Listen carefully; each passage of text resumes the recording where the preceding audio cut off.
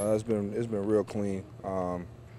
It's been pretty boring too, because I haven't had much pain or problems. It's pretty much been smooth sailing, and right now I'm ahead of the curve. So it's just being patient is the hardest thing.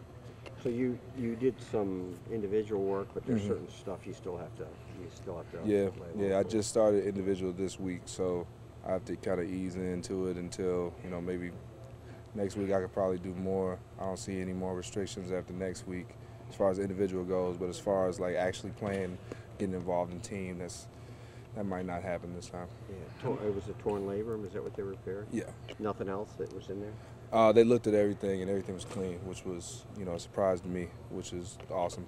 So. How much of a relief will it be for you to have this behind you? I mean, this has been haunting you for a couple of years now. Yeah, yeah. The biggest thing about it was just the way I was able to just tough it out and play all 16 games was big for me, which kind of just let me know that doing this thing isn't the end of the world. So now I can come back and really play. Like I said, it's a crazy game. Things just pop up out of nowhere. But right now, I'm very, very confident. How much better? Hard today, weren't you? In the individual, didn't seem like you were holding back much. Oh no, not at all, not at all. Because we got the young guys in there, so they need to know how we practice. So if they're gonna give me the go, then I'm gonna give it everything. How much better do you feel this offseason compared to others dealing with the shoulder? The best thing about an injury, I don't want to say there's anything good with injuries, but the best thing about an injury is that you stay in the building. So a lot of the times when people are on vacation and those types of things, I'm still in the building working, and that helped me a lot as far as like weight room rise and just getting everything together, and being able to work with some of the young guys that are still here. You're the old man now, so I guess you have to be the leader of the group, huh? Yeah, I'm doing my best with that.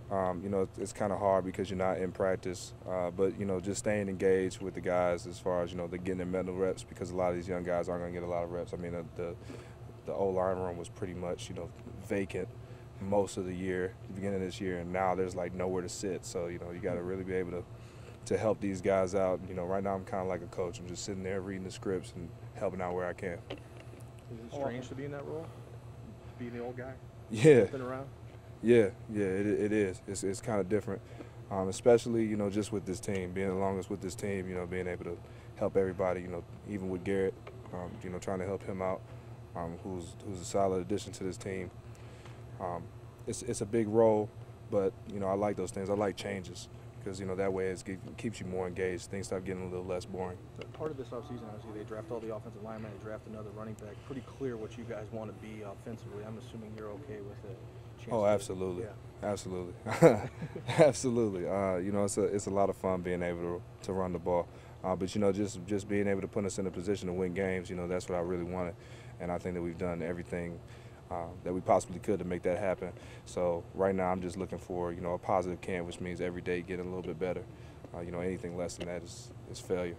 As much as you've been through with the shoulder, when you see a guy, and you're probably not that familiar, like Bud Sasser, whose career apparently is over because of a medical condition. I mean, how tough is that? You got to feel for something like that. Yeah. You always feel something for those guys. Even the guys that retired because they're worried about further injury. You feel bad for those guys too. This game is not easy by any means. You have to be able to tough out the things that really give you a lot of pain. A lot of people do not play at 100%, throughout the season. You might be at 100% for the first game, and then that's it. So just mental toughness overall is just crazy. How much progress did you see from Greg last year and now fast forwarding to now in terms of this offseason as a second-year player? Well, that's another thing because Greg had his toe surgery. Him being able to stay in the building. I watched him get a lot stronger. I watched him pay a lot of attention when we did just our own time and film study, those types of things. And I think he's learning a lot more. I expect to see a big improvement out of him. And if they put me next to him, then I plan on helping him out so we can really lock down not only that side but just stay firm across the board. How often do you get the question, are the Rams moving, and what do you tell people? Basically, I continue to tell people that I have no clue, and and at the end of the day, I'm down for this team. And it's the name on the front. What are your early impressions of Foles, the quarterback? I know you're not necessarily watching his passing form, but it's just as a person and what you've seen of him on the field. Well, he's a good guy. He's very boisterous, very up tempo.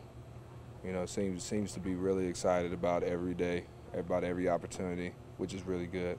And he really likes to uplift guys, so you see him a lot, around the locker room. You hear him a lot on the field. Those are good things to get from your quarterback. He's very inspiring, so that's a good thing for us, especially with so many young guys. They need that. It was strange for you because did you come in the same year as Bradford? Still strange for you to look out there and not see Sam? Oh, of course. But I wish nothing but the best for Sam. I know how talented he is, and I expect him to have some success in the future with whatever he does. So, to me, I think that Sam is going to be all right. If anything, he should be missing me, man. I'm sure he is. The fix is in on this question. LeBron James, Cavs, who are you picking? It's obviously the Cavs. I don't even know why you asked that question. I said the fix was in. I know. No. I'm really excited about this. I mean, don't get me wrong. I was right along, with everybody burning the jerseys and stuff. But now that I understand what was really going on and about how this him leaving actually kind of made us better by getting Kyrie Irving and some of those other players. Now that he's got some help around him, his leadership is what's really going to take these people through, because there's not a lot of experience on the other side of the team. Is he the best athlete in the world, in your opinion? In the world, I mean, there's so many different aspects, but I mean, dude's 275 and jumping over a basketball hoop. I don't know how many other people that could do that stuff other than myself. So I mean, that's pretty darn good.